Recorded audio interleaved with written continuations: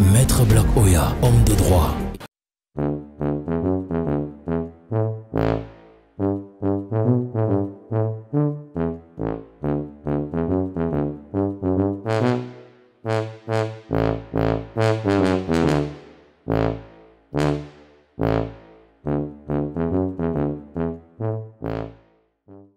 Bon, mon rendez-vous avec le colonel Jackson Kamgen, du génie militaire prévu pour... Bonjour, maître.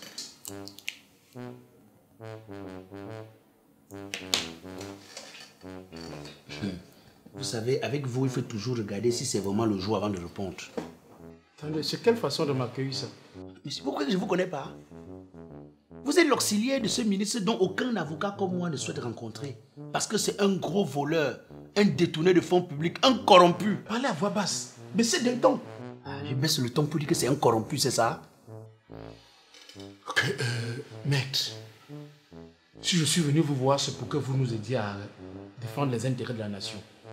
Pardon? Dites-moi plutôt que je vous aide à couvrir un autre de vos vols. Maître, ne soyez pas péjoratif. Vous aurez comme honoraire 12% des revenus de ce que vous allez défendre. Mais ça, c'est extraordinaire. C'est ma première fois où je vois le client fixer l'honoraire d'un avocat. Monsieur, c'est l'avocat qui fixe l'honoraire et non le client. Et pour votre arrogance, je vais plutôt prendre 15% et non 12%. Attendez, maître. 18%. Mais c'est pour l'intérêt. 20%. Ok, ça va. Ça va. Je suis d'accord. 20%, c'est ça? Bon, maître, c'est mon patron qui m'a chargé de vous rencontrer. Vous savez, il a reçu la sommation comme ses homologues de présenter le rapport d'audit depuis que le FMI a mis son nez dans les affaires-ci. Donc, Je savais que cette affaire-ci n'allait pas m'intéresser. Je savais très bien. Monsieur, avant d'expliquer quoi que ce soit, sachez que vous allez fixer mes honoraires à 22%. Mais maître, vous exagérez là. Vous dites que j'exagère, moi? Vous entrez dans mon bureau par la haute voix, monsieur. Vous détournez l'argent qu'on met à votre disposition et vous êtes incapable de payer les commissions d'un avocat qui va venir couvrir vos méfaits. S'il vous plaît, maître, laissez que je continue, on parle bas. Écoutez-moi, Je vous en prie, les gens vont nous entendre. puisque vous me donnez les ordres, c'est 25% ou rien. Ok, maître, j'accepte les 25%, mais laissez-moi continuer. Vous n'avez pas besoin de continuer.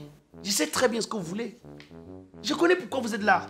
Vous voulez que j'aille dire à monsieur le procureur de la République que non, ce rapport d'audit est inutile, que c'est même illégal. Vous voulez que j'aille dire que non, qu'on arrête le processus, que comme ça a été reporté, que ce n'est même plus utile. Parce que vous voulez que les nyama-nyama répondent. Mais vous ne voulez pas. Parce que si ça arrive à votre niveau, vous serez épinglé, vous et votre patron. C'est ça, non? Maître, pas seulement nous, mais toutes les grosses têtes de la République. Et vous pensez que tous ces gens qui sont en train d'auditer là sont Blanche-Neige? Non. Je dis non. Tout le monde tombera, maître. Pensez à la notoriété du pays. Faut être patriote. Regarde-moi ça. De quel pays vous parlez? Pays des voleurs. Monsieur, écoutez-moi très bien. Vous n'avez pas de cœur, vous êtes des criminels. Vous êtes des tueurs parce que vous tuez l'économie de ce pays. On met l'argent à votre disposition pour sauver des vies. On met l'argent pour une pandémie qui décime le monde, qui met toutes les grandes nations à genoux. Vous mangez l'argent. Vous prenez cet argent, vous utilisez aux fins qui n'ont rien à voir avec la maladie, avec ce pourquoi on vous a donné l'argent. C'est criminel.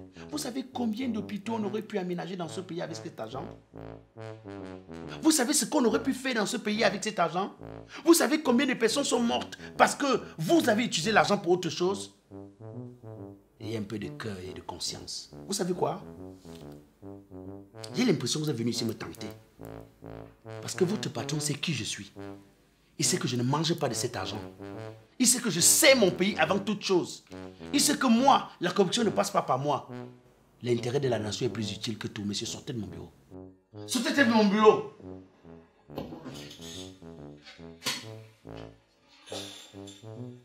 Voilà ma carte.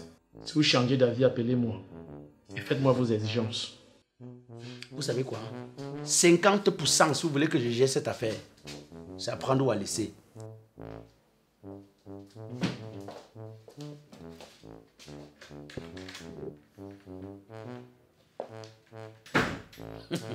Cassez. Rolux va arranger.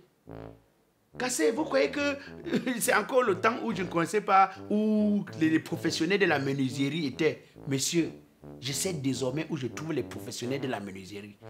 Et si vous ne savez pas, si vous voulez faire comme moi, allez à Aquanor, juste à côté de Santa Lucia. Vous allez voir Rolux, Royal Meubles Luxe. Vous allez voir ça. Hein? Tout ce qui est meuble de qualité.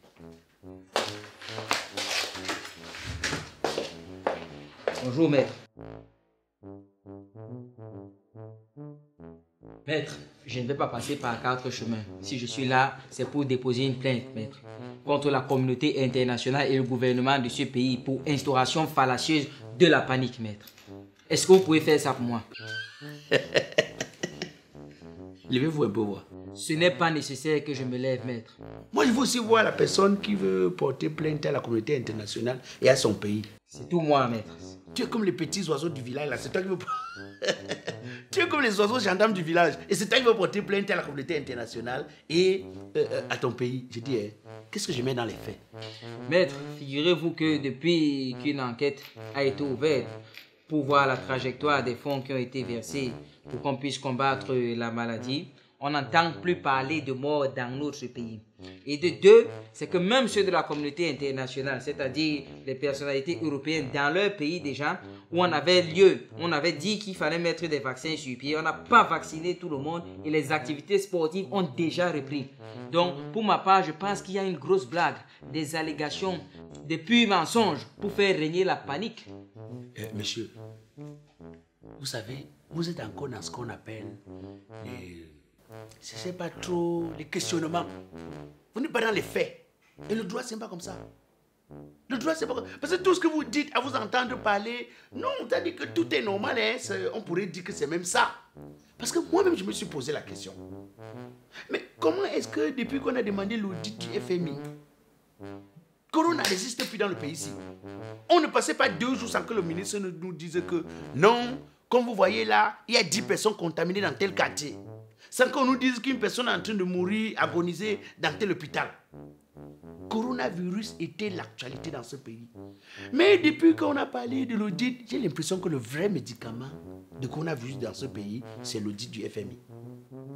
Ou alors je me suis posé la question, peut-être que Corona lui-même a dit que bon, je reste spectateur pour regarder ce qu'ils ont fait de l'argent qu'on a mis pour m'éloigner. Rien n'est expliqué, rien ne comprend ce qui est en train de se passer en ce moment. Et autre chose, parlant de la communauté internationale. Mais pourtant, ça reste des questionnements. Oui, ça veut dire que ça reste des questionnements. Et la communauté internationale, parlant de cette communauté blanche, moi-même je suis étonné. Ils étaient les premiers. Chaque jour c'était les morts subites, morts en quantité. La vie ne donnait même plus envie de la vivre là-bas chez eux.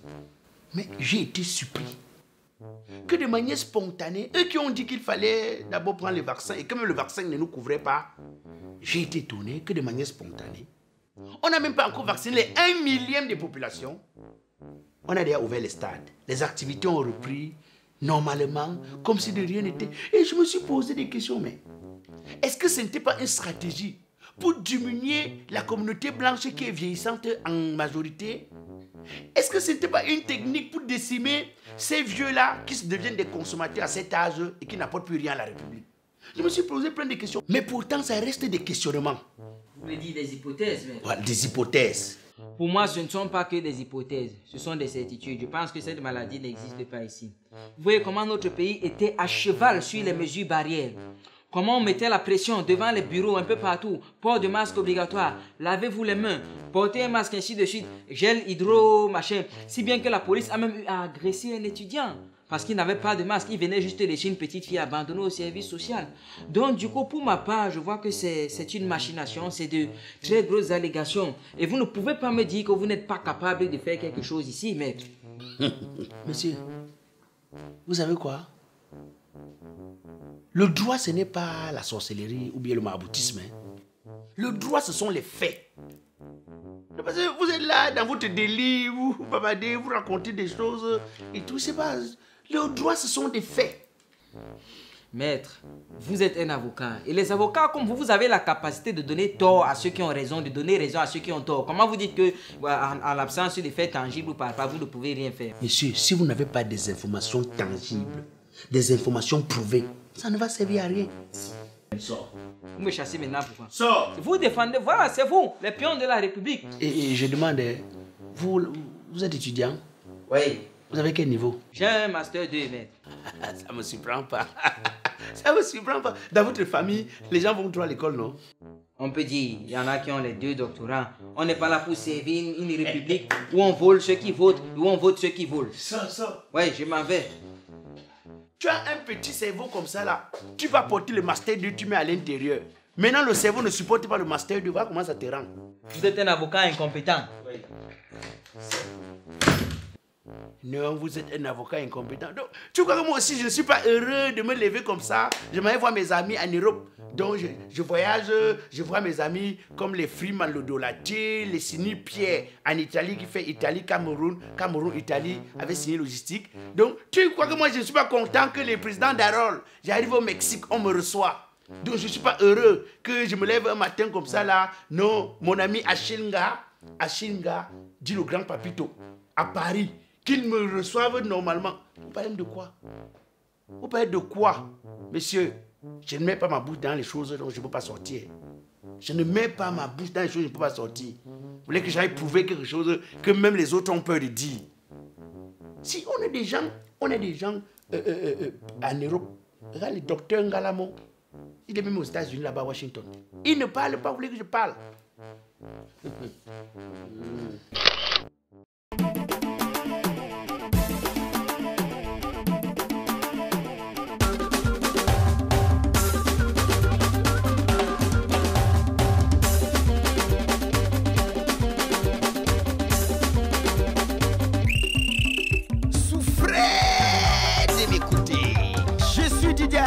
Alias Black Oya le métis, humoriste biodégradable, président du comité de normalisation de la musique camerounaise. Même si je tape les casseroles, vous allez seulement danser. Les enfants, arrêtez de vous amuser car c'est l'heure de la vraie musique. On y va. Yeah!